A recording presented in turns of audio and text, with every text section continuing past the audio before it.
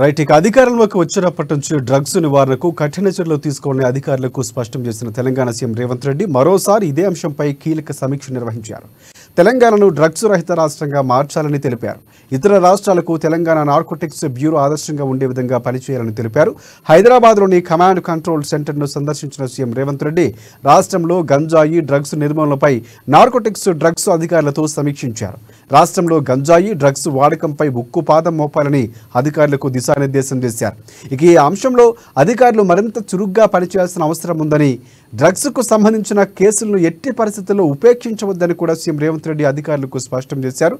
అనుమానిత ప్రాంతాల్లో special drives నిర్వహించాలని అధికారులను ఆదేశించారు. డ్రగ్స్ కేసులో సెలబ్రిటీలు ఉన్నా, ఎంత పెద్దవారు ఉన్నా ఉపేక్షించవద్దని సీఎం రేవంత్ రెడ్డి స్పష్టం చేశారు.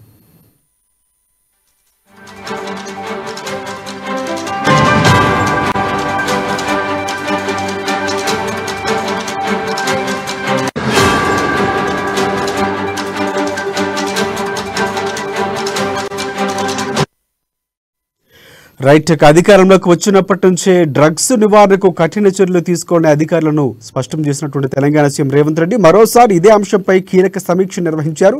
తెలంగాణను డ్రగ్స్ రహిత రాష్ట్రంగా మార్చాలని తెలిపారు. ఇక దీనికి సంబంధించి పూర్తి అప్డేట్స్ అందించేందుకు మా ప్రతినిధి రాంబాబు మనకి లైవ్లో సిద్ధంగా ఉన్నారు. ఎస్ రాంబాబు, చెప్పండి. డ్రగ్స్కు సంబంధించి చాలా సందర్భాల్లో హైదరాబాద్ చాలా ప్రమాదకరంగా మారినటువంటి సంకేతాలు వినిపిస్తున్న నేపథ్యంలో ప్రభుత్వ చర్యలు ఎలా ఉండబోతున్నాయి? ప్రధానంగా రేవంత్ రెడ్డి సూచించినటువంటి అంశాలు ఏంటి? దీనికి సంబంధించి అప్డేట్స్ ఏంటి?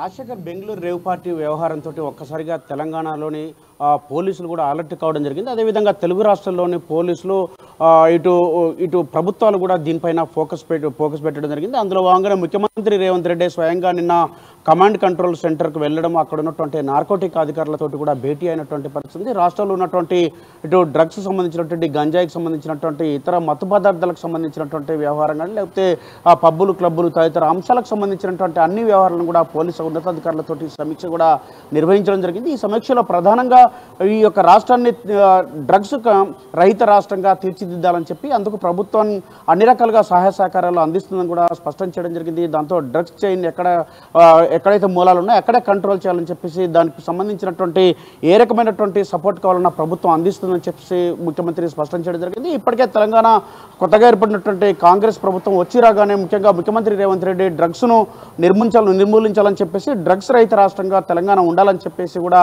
పోలీసులకు ఆదేశాలు ఇవ్వడమే కాకుండా తెలంగాణ న్యాబ్ కూడా యాంటీ నార్కోటిక్ బ్యూరో కూడా నిధులు కూడా ఇచ్చినటువంటి పరిస్థితి ఉంది. ఈ నిధులు విడుదల చేసినటువంటి నేపథ్యంలోనే ఈ యొక్క నార్కోటిక్ అధికారులు కూడా ఈ యొక్క పనులను మరింత వేగవంతం చేయడం జరిగింది. ఎక్కడ కూడా ఈ యొక్క డ్రగ్స్కి సంబంధించినటువంటి వ్యవహారం కానీ, గాంజాకు సంబంధించినటువంటి వ్యవహారంలో కానీ ఎక్కడ మూలాలు ఉన్నా అక్కడ అరెస్టులు చేసేటువంటి పరిస్థితి ఉన్నది. వాళ్ళు కూడా దీనిపైన ఇటు పోలీసు అధికారులతో ఎప్పటికప్పుడు కోఆర్డినేషన్ చేసుకుంటూనే ఈ యొక్క డ్రగ్స్ మూలాలను అణచివేసేటువంటి ఒక ప్రయత్నం అయితే చేస్తున్నారు. అందులో భాగంగానే నిన్న ముఖ్యమంత్రి అయితే పలు కీలకమైనటువంటి సూచనలు కూడా చేసినటువంటి పరిస్థితి ఉన్నది.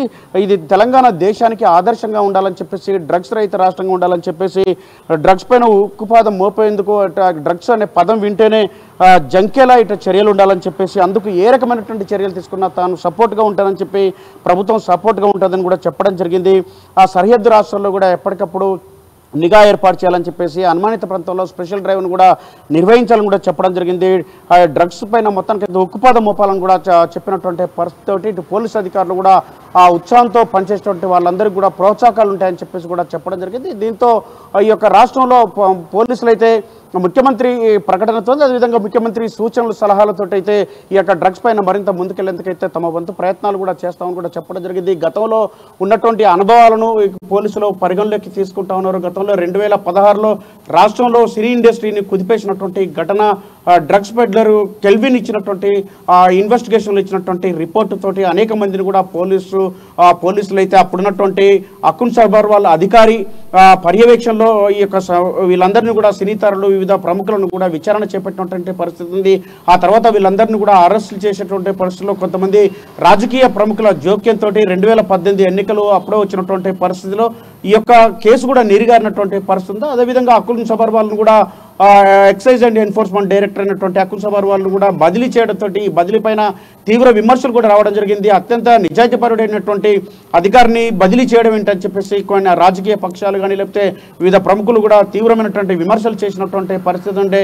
కానీ అక్కడ బదిలీతోటి ఆ యొక్క కేసు నీరుగారడంతో ఆ తర్వాత మనీ లాండరింగ్ జరిగిందని చెప్పేసి ఈ కేసులో మళ్ళీ 2018లో ఈ యొక్క సినీ తారలను వివిధ ప్రముఖులను కూడా ఈడీ కూడా వీళ్ళను విచారణకు పిలవడంతో వాళ్ళను విచారణ పేరిట వీళ్ళందరినీ కూడా పిలిచి సమాచారాన్ని సేకరించినటువంటి పరిస్థితి ఉన్నది.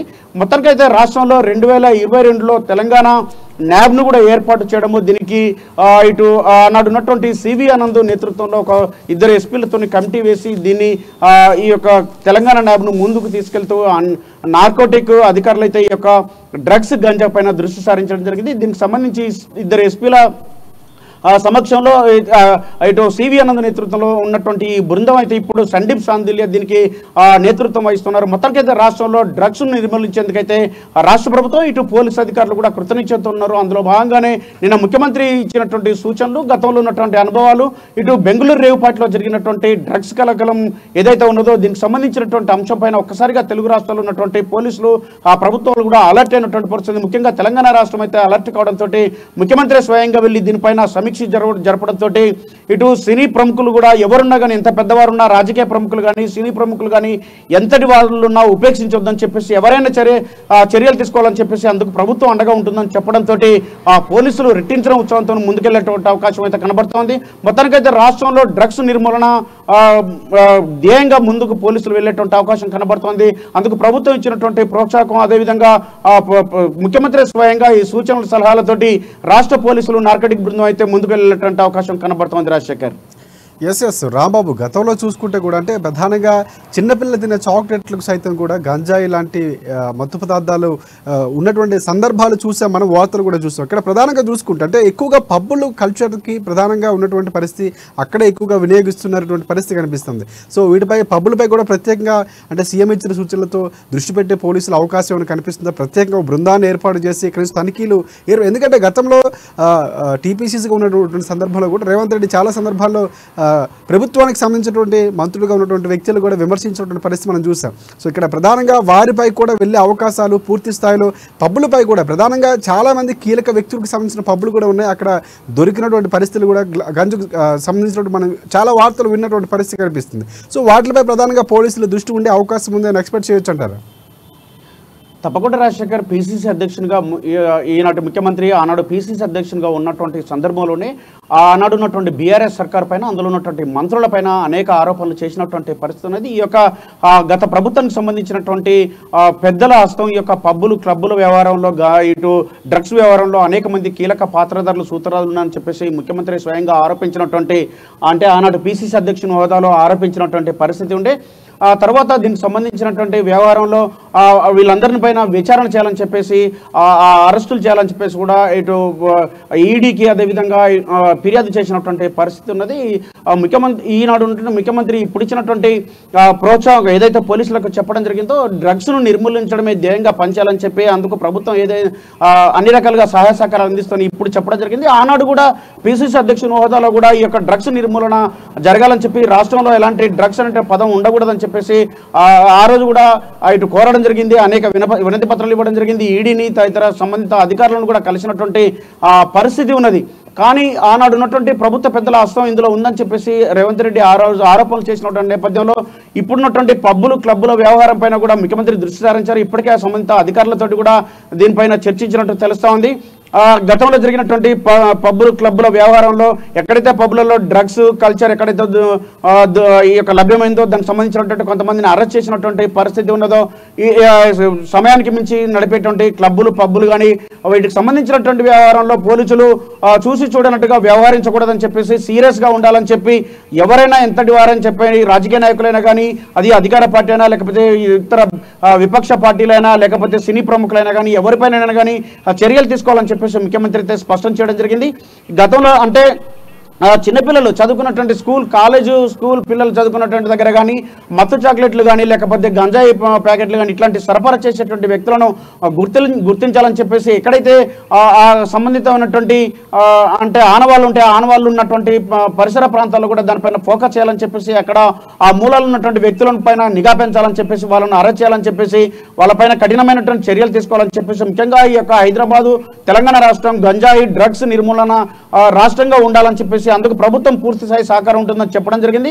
అందుకొరకు ఇటు క్లబ్బులు కానీ పబ్బులు కానీ అదేవిధంగా ఎక్కడైనా ఏ పరిసర ప్రాంతాల్లో కానీ ఇట్లాంటి వ్యవహారాలు ఎక్కడైతే ఉన్నాయో వాటన్నిటిపైన చర్యలు తీసుకునేందుకు ఇటు పూర్తి స్థాయి స్వేచ్ఛనిస్తున్నామని చెప్పేసి కూడా పోలీసులకు చెప్పినటువంటి సందర్భంలో ఈ యొక్క ఈ గంజాయి అదేవిధంగా మత్తు పదార్థాలకు సంబంధించినటువంటి వ్యవహారంలో పోలీసులు కూడా ఖచ్చితంగా ఈ చర్యలు తీసుకుంటూ ముందుకెళ్లేటువంటి అవకాశం కనబడతా ఉన్నది.